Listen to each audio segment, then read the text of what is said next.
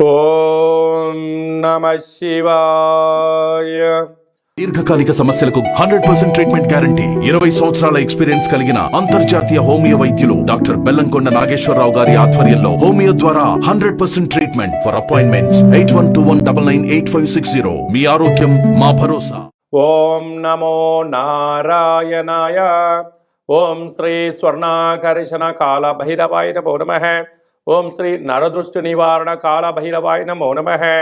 ఓం కాళకాలాయ విద్మహే కాళాతీతాయ ధీమహి తన్నో శ్రీ స్వర్ణాకర్షణ కాళభైరవ ప్రచోదయాతు.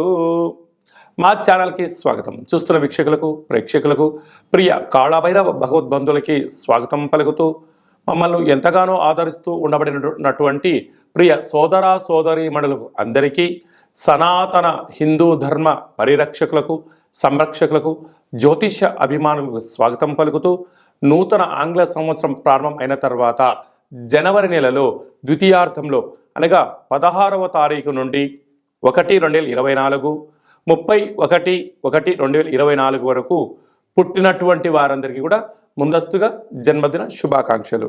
గతంలో వివాహం చేసుకున్న వారికి వివాహ వార్షికోత్సవ శుభాకాంక్షలు. ఆ యొక్క నరదృష్టి నివారణ కాళభైరవ స్వామి యొక్క ఆశీస్సులు అందరిపైన ఉండాలని, ఒక్కొక్క మాసంలో ఒక్కొక్క కాళభైరవుడు ఉంటాడు కనుక ఈ యొక్క పుష్యమాసంలో శుక్లపక్ష అష్టమి పూర్ణిమ సందర్భంగా శ్రీ క్షేత్రపాలక కాళభైరవ స్వామి వారి యొక్క ఆశీస్సులు అందరినీ చల్లగా చూడాలని, ఎవరైతే ఏ ఏ వృత్తులైతే చేస్తున్నారో విద్య, ఉద్యోగ, వ్యాపార, వ్యవసాయ, రాజకీయ, సేవా రంగాల్లో ఉండబడినటువంటి వారందరికీ కూడా సకల అష్టకష్టాలు తొలగిపోయి అష్ట ఐశ్వర్యాలను ప్రసాదించాలని శ్రీ క్షేత్రపాలక కాళభైరవ స్వామివారిని, అందరిపైన నరదృష్టి నివారణ కలగాలని నరదృష్టి నివారణ కాళభైరవ స్వామివారిని వేడుకుందాం. ద్వాదశ రాశుల్లో గ్రహ గమనాలు ఒకసారి వీక్షింపచేద్దాం. మేషరాశిలో గురు సంచార స్థితి, కన్యరాశిలో కేతు సంచార స్థితి, వృశ్చిక రాశిలో శుక్ర సంచార స్థితి, ధనస్సు రాశిలో కుజుడు మరియు బుధ సంచార స్థితి, మకర రాశిలో ఏడాది తర్వాత రవి సంచార స్థితి, కుంభరాశిలో శనేశ్వర స్వామివారు స్వక్షేత్ర సంచార స్థితి, మీనరాశిలో రాహు సంచార స్థితితో ద్వాదశ రాశుల్లో గ్రహ గమనాలు ఈ విధంగా ఉన్నాయి. 19వ తారీఖున శుక్ర భగవానుడు ధనుసు రాశిలోకి సంచార స్థితి ఈ విధంగా ఉంది. మేషరాశి వారికి ఈ రవి పుష్యార్క సందర్భంగా ఎలాంటి విధి విధానాలు పాటించాలో ఈ వీడియోలో సవివరంగా సంపూర్ణంగా తెలుసుకుందాం. మేషరాశిలో ఏ నక్షత్రాలు వస్తాయనగా అశ్విని నక్షత్రంలో 4 పాదాలు, భరణి నక్షత్రంలో 4 పాదాలు, కృతికా నక్షత్రంలోని 1 పాదం కలిపితే మేషరాశి. చాలామందికి పుట్టినటువంటి కాల సమయంలో డేటా ఆఫ్ బర్త్లు లేనటువంటి కారణం చేత పేరు యొక్క మొదటి అక్షరాన్ని అనుసరిస్తూ ఆ రాశిని తెలుసుకునే ప్రయత్నం అవుతుంది. అవి ఏ అక్షరాలు ఒకసారి పరిశీలన చేద్దాం. చు, చే, చో, లా, లి, లు, లే, లో, ఆ అక్షరాల వారందరూ మేషరాశి జాతకులే. మేషరాశి అధిపతి కుజుడు. వీరికి ద్వాదశ రాశుల్లో గ్రహ గమనాలు మనం ఒకసారి సంపూర్ణంగా పరీక్షించినట్లయితే రాశిలోనే గురు సంచార స్థితి ఉండటం వలన వృత్తులలో, ఉద్యోగాల్లో, వ్యాపారాల్లో విలువలతో కూడిన జీవితాన్ని పొందాలి అనేటు మీ కోరిక నెరవేరబోతుంది.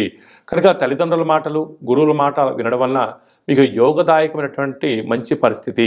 ఇది పుష్యమాసం అవడం, పూర్ణిమ, పునర్వసు, పుష్యమీ నక్షత్రము, అందులో గురువారం రోజు రావడం వలన మీరు వీలైనంత వరకు ఆ రోజు ఉపవాసాన్ని స్వీకరింపజేయడం, పసుపు రంగు వస్త్రాలను ధరింపచేయడం, అలాగనే మీ ఇంటి ఈశాన్య దిగ్భాగంలో లేకపోతే తులసి కోట దగ్గర ఈ పసుపు రంగుతో కూడుకున్నటువంటి ఫలాలను భగవంతుడికి నైవేద్యంగా పెట్టడం, తెల్ల జిల్లేడు వృక్షం దగ్గర పసుపు రంగు పేపర్ పైన ఎరుపు రంగు పెన్ను చేత మీకు ఉండబడిన కోరికలను వ్రాసి తెల్ల జిల్లేడు యొక్క వృక్షానికి కట్టడం, అలాగే తెల్ల జిల్లేడు వృక్షం దగ్గర పసుపు రంగులో ఒక దోషుడు శనగపప్పును పోసి 16 రూపాయి నాణ్యాలను కట్టి వృక్షానికి కట్టే ప్రయత్నం చేయండి.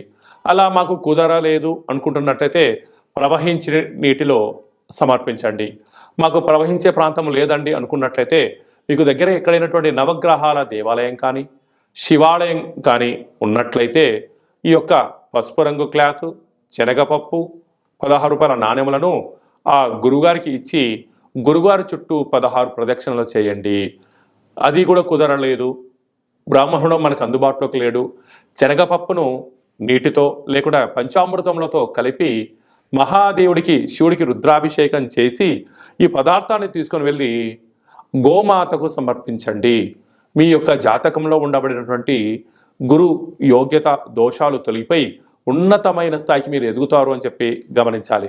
6వ స్థానంలో కేతు సంచార స్థితి ఉండడం వలన చిన్న చిన్న వాటికి ఆందోళన చెందొద్దు, అప్పులు ఇవ్వద్దు, అప్పులు తెచ్చుకోవద్దు. అష్టమంలో శుక్ర సంచార స్థితి ఉండడం వలన నూతనమైన వస్తువులు, బంగారు ఆభరణాలు, వస్త్రాలు క్రయ విక్రయాలలో స్వల్పమైన ఇబ్బందులు ఉండినను మీరు ఆందోళన చెందనక్కర్లేదు. భాగ్యస్థానంలో కుజ బుధ సంచార స్థితి ఉండడం వలన వృత్తులలో, ఉద్యోగాల్లో, వ్యాపారంలో భార్యాభర్తలు తీసుకునే నిర్ణయం వలన మీరు ఉన్నత స్థాయికి ఎదుగుతారు అని చెప్పి గమనించాలి. రాజ్యస్థానంలో రవి సంచార స్థితి ఉండడం వలన దూర వాయు జల ప్రయాణాలు పెట్టుకోకపోవడం, మీ జన్మ నక్షత్రం రోజున అష్టమి పూర్ణిమ తిథి యందున మీరు తొందరపాటు నిర్ణయాలకు ఇది సరైన సమయం కాదు అని చెప్పి గమనించాలి. లాభస్థానంలో శని సంచార స్థితి ఉండడం వలన వృత్తులలో, ఉద్యోగాల, వ్యాపారాలలో ఓపిక, పట్టుదల, ధర్మమైన మార్గాన్ని ఎంచుకోగలగాలి. వ్యయంలో రాహు సంచార స్థితి ఉండడం వలన శత్రువులు పొంచి ఉన్నారు, తస్మాత్ జాగ్రత్త.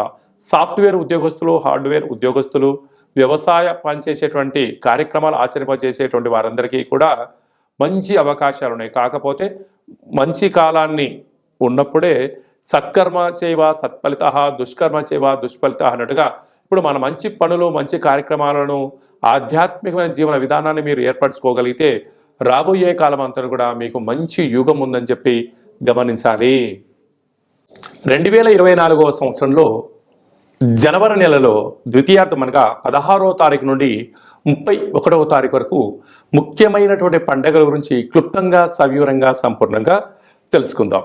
మనకు 18వ తారీఖున శుక్లపక్ష అష్టమి సందర్భంగా శ్రీ క్షేత్రపాలక కాళభైరవ స్వామివారిని, అలాగే 26వ తారీఖున పుష్యమాస పూర్ణిమ, పునర్వసు నక్షత్రము, పుష్యమీ నక్షత్రము రావడం వలన గురువారం రోజు పుష్యమీ నక్షత్రం రావడం వలన గురు పుష్యార్క యోగము అంటారు. అర్కము అనగా తెల్ల జిల్లేడు యొక్క వృక్షము. కనుక ఆంగ్ల సంవత్సరంలో ప్రారంభ దశలో ద్వితీయార్థంలో ఉన్నాం కనుక మనమందరము కూడా తెల్ల జిల్లేడు వినాయకుడు దగ్గర, శ్వేతార్క గణపతి స్వామి దగ్గర దీపాన్ని వెలిగించడం వలన ఈ సంవత్సరం అంతా కూడా సకల అష్ట కష్టాలు తొలగిపోతాయని చెప్పి గమనించాలి.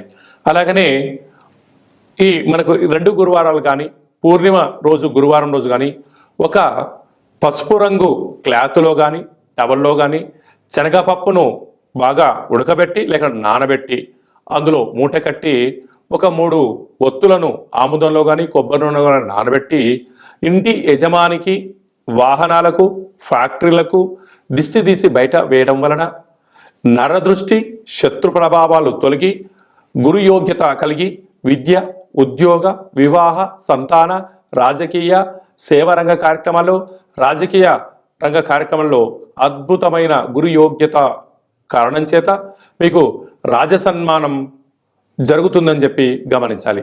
మనం ఇంకనూ జనవరి నెలలో ద్వితీయార్థంలో అద్భుతమైన విజయాలు సాధించగలగాలి అన్నట్లయితే ఈ యొక్క పాత్ర కంచు పాత్ర, ఈ యొక్క పాత్రలో మనం 12 రాసులను అచ్చు వేయడం జరుగుతుంది. ఈ యొక్క పాత్రను మనం రోజు ఇంట్లో ఉదయం పూజ చేసిన తర్వాత లేకపోతే సాయంత్రం పూట దీపం, అగరబత్తులు వెలిగించిన తర్వాత ఈ పాత్రను ఇలా ఎడమ చేతిలో పట్టుకొని కుడి చేతిలో ఈ యొక్క కరణ సహాయం తీసుకొని మనసులో మీరు 3 సార్లు ఓం కాలభైరవాయ నమః, లేకపోతే ఓం నరదృష్టి నివారణ కాలభైరవాయ నమః, అనగా నరుడి యొక్క దృష్టికి నల్లటి నాపర ఎలా బద్దలైపోతుంటుందో దృష్టి దోషం కారణం చేత విద్యార్థులు చదువులో రాణించలేకపోవడం, అనారోగ్యం దరిచేయడం, నిద్రలేని రాత్రులు గడపడం, ఉద్యోగంలో సక్సెస్ లేకపోవడం, వ్యాపారంలో జన ఆకర్షణ లేకపోవడం, సంపాదించిన ధనము నిల్వ ఉండకపోవడం, పోలీస్ స్టేషన్లు, కోర్టు, గొడవలు, అనేక రకాల సతమతయ్యే పరిస్థితి ఉంటుంది. అలాగా మనము ప్రతిరోజు సూర్యోదయం నుంచి సూర్యాస్తమయం వరకు నిత్యము మనం ఏదో పనులు చేస్తూ ఉంటాం. అలాగా వ్యాపారాలు కానీ, నూతన వస్త్రాలు కానీ, బంగారు ఆభరణాలు కానీ, కొత్త కార్లలో తిరిగినప్పుడు అనేక మంది చూపుల యొక్క ప్రభావం మన పైన ఉంటుంది. అలాంటి ప్రభావాన్ని ఏ రోజుకు ఆ రోజు మనం తొలగించుకోగలగాలి అన్నట్లయితే ఈ యొక్క కాళభైరవ స్వామి వారి యొక్క అక్షయ పాత్రను గృహంలో ఉంచుకొని ఇలాగా శబ్దం చేసి ఇలా చిన్నగా మనసులో 3 సార్లు